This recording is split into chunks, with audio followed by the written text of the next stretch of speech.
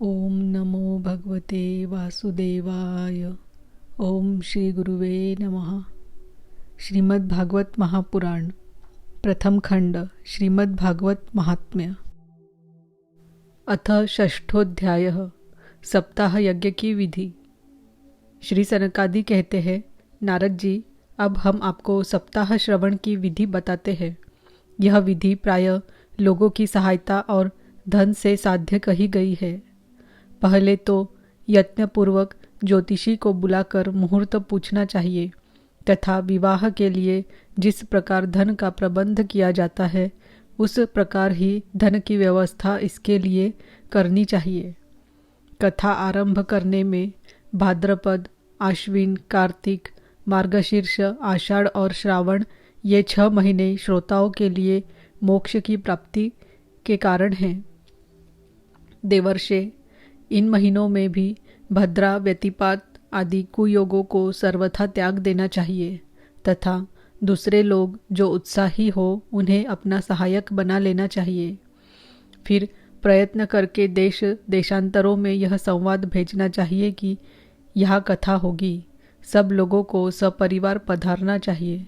जो स्त्री और शूद्रादि भगवत कथा एवं संकीर्तन से दूर पड़ गए हैं उनको भी सूचना हो जाए, ऐसा प्रबंध करना चाहिए। देश देश में जो विरक्त वैष्णव और हरि कीर्तन के प्रेमी हो उनके पास निमंत्रण पत्र अवश्य भेजे। उसे लिखने की विधि इस प्रकार बताई गई है। महानुभावों, यहाँ 7 दिन तक सत्पुरुषों का बड़ा दुर्लभ समागम रहेगा और अपूर्व रसमयी श्रीमद् भागवत की कथा होगी। आप लोग भगवद रस के रसिक हैं, अतः श्री भागवतामृत का पान करने के लिए प्रेम पूर्वक शीघ्र ही पधारने की कृपा करें। यदि आपको विशेष अवकाश न हो तो भी 1 दिन के लिए तो अवश्य ही कृपा करनी चाहिए, क्योंकि यहाँ का तो एक क्षण भी अत्यंत दुर्लभ है। इस प्रकार विनयपूर्वक उन्हें निमंत्रित करें और जो लोग आए उनके लिए यथोचित निवास स्थान का प्रबंध करें। कथा का श्रवण किसी तीर्थ में, वन में अथवा अपने घर पर भी अच्छा माना गया है। जहाँ लंबा चौड़ा मैदान हो वही कथास्थल रखना चाहिए। भूमि का शोधन, मार्जन और लेपन करके रंग बिरंगी धातुओं से चौक पूरे। घर की सारी सामग्री उठाकर एक कोने में रख दे। 5 दिन पहले से ही यत्नपूर्वक बहुत से बिछोने के वस्त्र एकत्र कर ले तथा केले के खंभों से सुशोभित एक ऊंचा मंडप तैयार कराए। उसे सब ओर फल, पुष्प, पत्र और चंदेवों से अलंकृत करे तथा चारों ओर झंडियाँ लगाकर तरह तरह के सामानों से सजा दे। उस मंडप में कुछ ऊंचाई पर 7 विशाल लोकों की कल्पना करे और उनमें विरक्त ब्राह्मणों को बुला बुला कर बैठाए। आगे की ओर उनके लिए वहाँ यथोचित आसन तैयार रखे। इनके पीछे वक्ता के लिए भी एक दिव्य सिंहासन का प्रबंध करे। यदि वक्ता का मुख उत्तर की ओर रहे तो श्रोता पूर्वाभिमुख होकर बैठे, और यदि वक्ता पूर्वाभिमुख रहे तो श्रोता को उत्तर की ओर मुख करके बैठना चाहिए, अथवा वक्ता और श्रोता को पूर्वामुख होकर बैठना चाहिए। देश, काल आदि को जानने वाले महानुभावों के श्रोता के लिए ऐसा ही नियम बताया है। जो वेद शास्त्र की स्पष्ट व्याख्या करने में समर्थ हो, तरह तरह के दृष्टांत दे सकता हो तथा विवेकी और अत्यंत निस्पृह हो, ऐसे विरक्त और विष्णु भक्त ब्राह्मण को वक्ता बनाना चाहिए। श्रीमद् भागवत के प्रवचन में ऐसे लोगों को नियुक्त नहीं करना चाहिए जो पंडित होने पर भी अनेक धर्मों के चक्कर में पड़े हुए स्त्री लंपट एवं पाखंड के प्रचारक हो। वक्ता के पास ही उसकी सहायता के लिए एक वैसा ही विद्वान और स्थापित करना चाहिए, वह भी सब प्रकार के संशयों की निवृत्ति करने में समर्थ और लोगों को समझाने में कुशल हो। कथा प्रारंभ के दिन से 1 दिन पूर्व व्रत ग्रहण करने के लिए वक्ता को क्षौर करा लेना चाहिए तथा अरुणोदय के समय शौच से निवृत्त होकर अच्छी तरह स्नान करे और संध्यादि अपने नित्य कर्मों को संक्षेप से समाप्त करके कथा के विघ्नों की निवृत्ति के लिए गणेश जी का पूजन करे। तदनंतर पितृगण का तर्पण कर पूर्व पापों की शुद्धि के लिए प्रायश्चित करे और एक मंडल बनाकर उसमें श्री हरि को स्थापित करे। फिर भगवान श्री कृष्ण को लक्ष्य करके मंत्रोच्चारण पूर्वक क्रमशः षोडशोपचार विधि से पूजन करे और उसके पश्चात प्रदक्षिणा तथा नमस्कारादि कर इस प्रकार स्तुति करे। करुणानिधान, मैं संसार सागर में डूबा हुआ और बड़ा दीन हूँ। कर्मों के मोह रूपी ग्राह ने मुझे पकड़ रखा है। आप इस संसार सागर से मेरा उद्धार कीजिए। इसके पश्चात धूप दीप आदि सामग्रियों से श्रीमद् भागवत की भी बड़े उत्साह और प्रीतिपूर्वक विधि विधान से पूजा करे। फिर पुस्तक के आगे नारियल रखकर नमस्कार करे और प्रसन्न चित्त से इस प्रकार स्तुति करे। श्रीमद् भागवत के रूप में आप साक्षात श्री कृष्ण चंद्र ही विराजमान हैं। नाथ, मैंने भवसागर से छुटकारा पाने के लिए आपकी शरण ली है। मेरा यह मनोरथ आप बिना किसी विघ्न बाधा के सांगोपांग पूरा करे। केशव, मैं आपका दास हूँ। इस प्रकार दीन वचन कहकर फिर वक्ता का पूजन करे, उसे सुंदर वस्त्राभूषणों से विभूषित करे और फिर पूजा के पश्चात उसकी इस प्रकार स्तुति करे।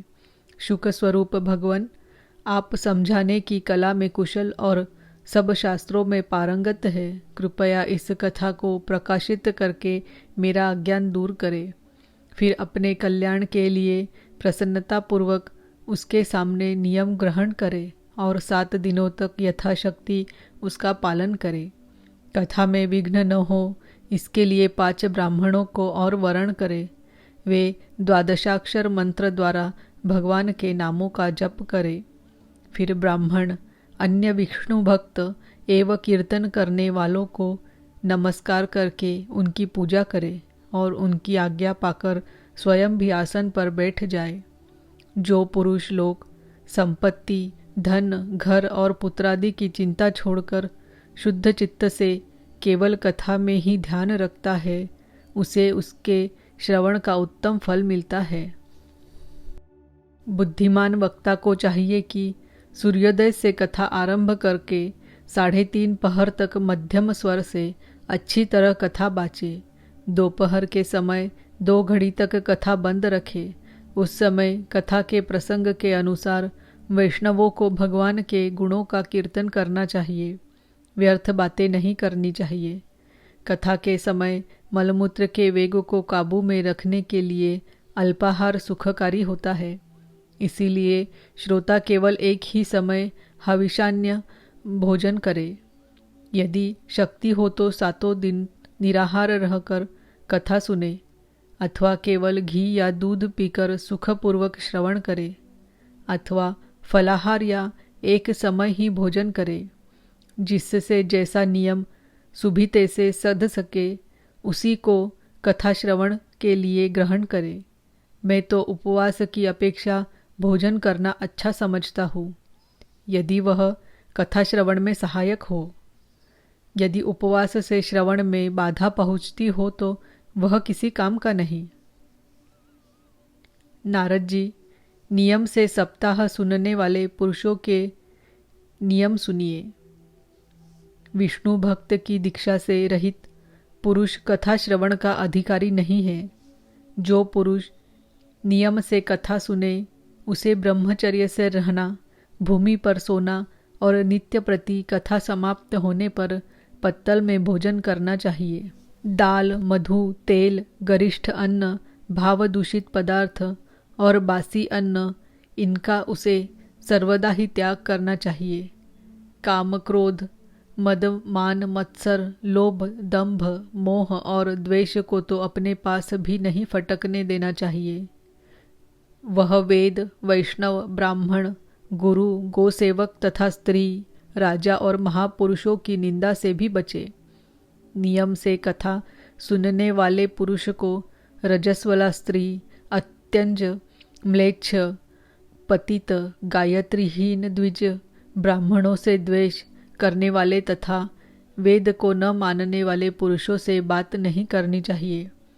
सर्वदा सत्य, शौच, दया, मौन, सरलता, विनय और उदारता का बर्ताव करना चाहिए। धनहीन, क्षय रोगी, किसी अन्य रोग से पीड़ित, भाग्यहीन, पापी, पुत्रहीन और मुमुक्षु भी यह कथा श्रवण करे। जिस स्त्री का रजोदर्शन रुक गया हो, जिसके एक ही संतान होकर रह गई हो, जो बांझ हो, जिसकी संतान होकर मर जाती हो अथवा जिसका गर्भ गिर जाता हो, वह यत्नपूर्वक इस कथा को सुने। ये सब यदि विधिवत कथा सुने तो इन्हें अक्षय फल की प्राप्ति हो सकती है। यह अत्युत्तम दिव्य तथा करोड़ों यज्ञों का फल देने वाली है। इस प्रकार इस व्रत की विधियों का पालन करके फिर उद्यापन करें। जिन्हें इसके विशेष फल की इच्छा हो, वे जन्माष्टमी व्रत के समान ही इस कथा व्रत का उद्यापन करें। किंतु जो भगवान के अकिंचन भक्त है, उनके लिए उद्यापन का कोई आग्रह नहीं है। वे श्रवण से ही पवित्र है, क्योंकि वे तो निष्काम भगवत भक्त है। इस प्रकार जब सप्ताह यज्ञ समाप्त हो जाए, तब श्रोताओं को अत्यंत भक्तिपूर्वक पुस्तक और वक्ता की पूजा करनी चाहिए। फिर वक्ता श्रोताओं को प्रसाद, तुलसी और प्रसादी मालाएं दे तथा सब लोग मृदंग और झांझ की मनोहर ध्वनि से सुंदर कीर्तन करे। जय जयकार, नमस्कार और शंख ध्वनि का घोष कराए तथा ब्राह्मण और याचकों को धन और अन्न दे। श्रोता विरक्त हो तो कर्म की शांति के लिए दूसरे दिन गीता पाठ करे। गृहस्थ हो तो हवन करे। उस हवन में दशम स्कंध का एक एक श्लोक पढ़कर विधि पूर्वक खीर, मधु, घृत, तिल और अन्नादि सामग्रियों से आहुति दे। अथवा एकाग्र चित्त से गायत्री मंत्र द्वारा हवन करे, क्योंकि तत्वतः यह महापुराण गायत्री स्वरूप ही है। होम करने की शक्ति न हो तो उसका फल प्राप्त करने के लिए ब्राह्मणों को हवन सामग्री दान करे तथा नाना प्रकार की त्रुटियों को दूर करने के लिए और विधि में फिर जो न्यूनाधिकता रह गई हो उसके दोषों की शांति के लिए विष्णु सहस्त्र नाम का पाठ करे। उससे सभी कर्म सफल हो जाते हैं, क्योंकि कोई भी कर्म इससे बढ़कर नहीं है। फिर 12 ब्राह्मणों को खीर और मधु आदि उत्तम उत्तम पदार्थ खिलाए तथा व्रत की पूर्ति के लिए गौ और सुवर्ण का दान करे। सामर्थ्य हो तो 3 तोले सोने का एक सिंहासन बनवाए। उस पर सुंदर अक्षरों में लिखी हुई श्रीमद् भागवत की पोथी रखकर उसकी आवाहन आदि विविध उपचारों से पूजा करे और फिर जितेंद्रिय आचार्य को उसका वस्त्र, आभूषण एवं गंधादि से पूजन कर दक्षिणा के सहित समर्पण कर दे। यो करने से वह बुद्धिमान दाता जन्म मरण के बंधनों से मुक्त हो जाता है। यह सप्ताह पारायण की विधि सब पापों की निवृत्ति करने वाली है। इसका इस प्रकार ठीक ठीक पालन करने से यह मंगलमय भागवत पुराण अभीष्ट फल प्रदान करता है तथा अर्थ, धर्म, काम और मोक्ष चारों की प्राप्ति का साधन हो जाता है। इसमें संदेह नहीं। सनकादि कहते हैं, नारद जी, इस प्रकार तुम्हें यह सप्ताह श्रवण की विधि हमने पूरी पूरी सुना दी। अब और क्या सुनना चाहते हो? इस श्रीमद् भागवत से भोग और मोक्ष दोनों ही हाथ लग जाते हैं।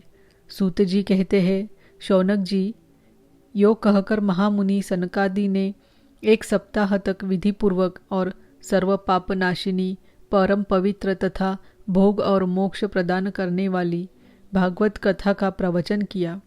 सब प्राणियों ने नियम पूर्वक इसे श्रवण किया।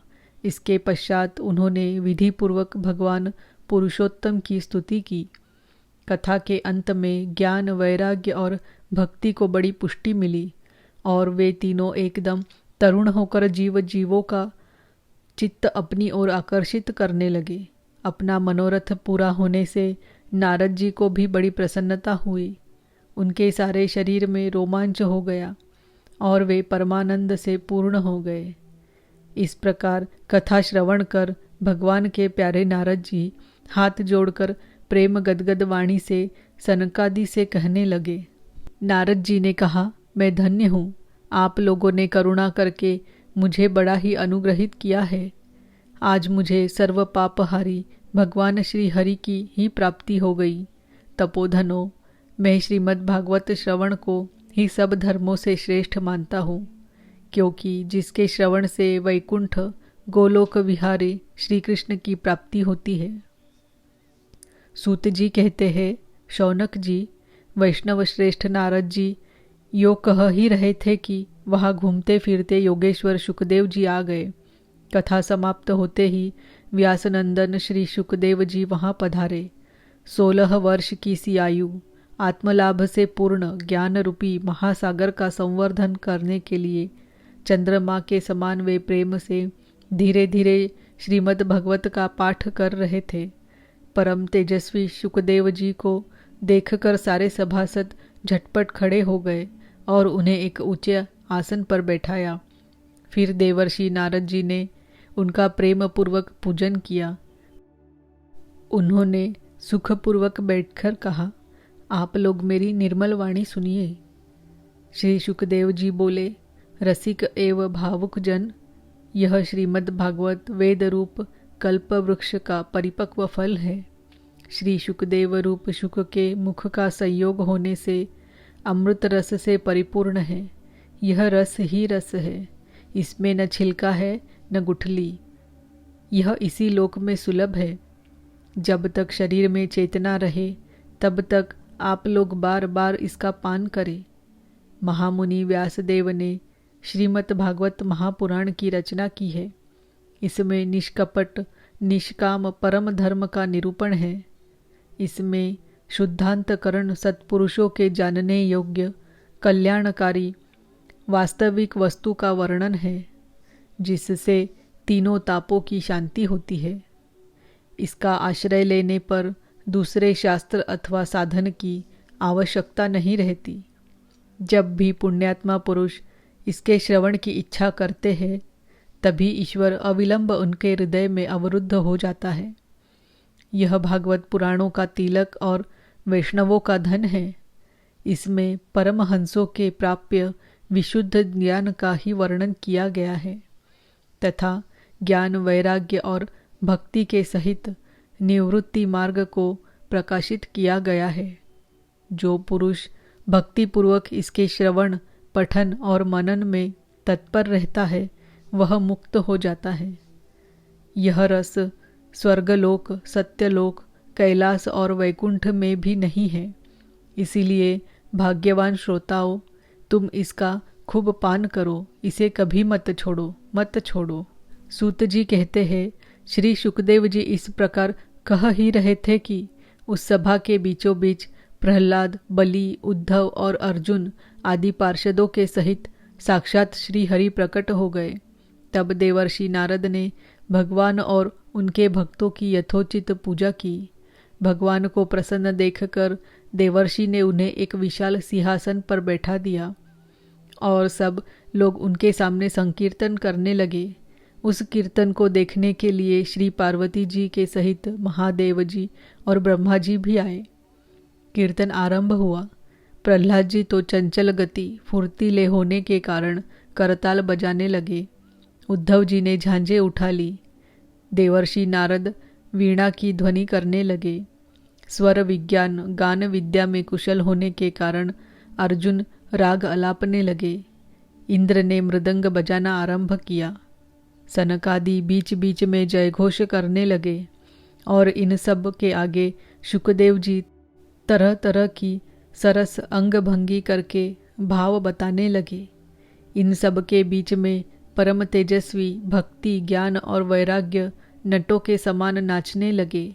ऐसा अलौकिक कीर्तन देखकर भगवान प्रसन्न हो गए और इस प्रकार कहने लगे, मैं तुम्हारी इस कथा और कीर्तन से बहुत प्रसन्न हूँ।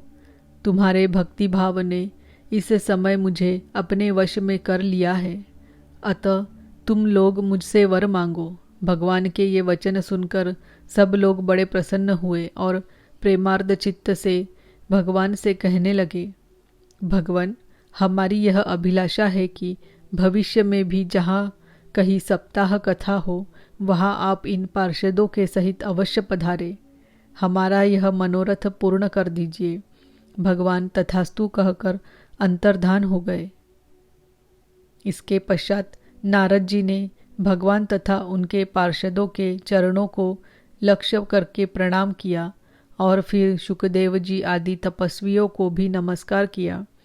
कथामृत का पान करने से सब लोगों को बड़ा ही आनंद हुआ। उनका सारा मोह नष्ट हो गया।